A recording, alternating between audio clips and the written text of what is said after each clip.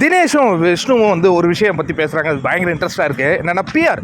இப்போ இந்த பிஆர் என்னப்பா அது ஓட்டு போடுவாங்களா? அட விஷ்ணு கேட்குறாரு. ஓட்லாம் போட மாட்டாங்கப்பா. அது பிஆர்னால் என்னென்னா, இப்போ கண்டஸ்டன்ஸ் ஏ கண்டஸ்டன்ஸ் பின்னு வச்சுப்போம். இப்போ ஏ கண்டஸ்டன்ஸ்க்கு பிஆர் இருக்காங்கன்னு வச்சுப்போம். இப்போ ஒரு சண்டை நடக்கும். கண்டஸ்டன்ஸ் ஏக்கும் கண்டஸ்டன்ஸ் பிக்கும் ஒரு சண்டை நடக்கும். அந்த சண்டையில் கண்டஸ்டன்ஸ் ஏ பக்கம் நியாயமே இருக்குதுன்னே வச்சுப்போமே, அதை மட்டும் ஸ்ப்ரெட் பண்ண மாட்டாங்க. அடுத்தது இந்த கண்டஸ்டன்ஸ் பியை ஹேட்ரேட் பண்ணுற மாதிரியும் விஷயங்களை ஸ்ப்ரெட் பண்ணுவாங்க. அதே மாதிரி நம்ம வந்து பேசுகிறோம் இல்லையா, அதில் ஏதாவது ஒரு வார்த்தை மிஸ் ஆச்சுன்னா அந்த வார்த்தையை ரிப்பீட்டடாக கொண்டு போய் சேர்த்துக்கிட்டே இருப்பாங்கப்பா.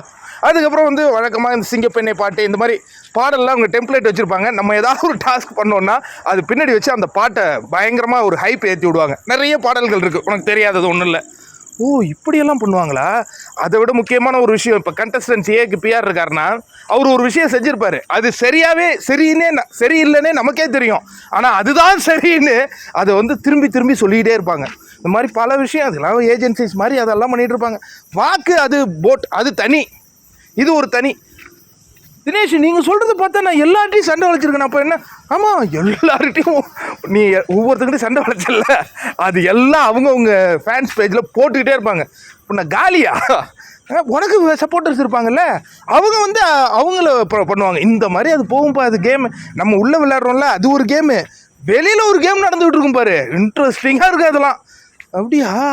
விஷ்ணுவுக்கும் தெரியும், பட் இருந்தாலும் அவர் கேட்டுக்கிறாரு. உண்மையாக இதுதான் பிஆராங்க?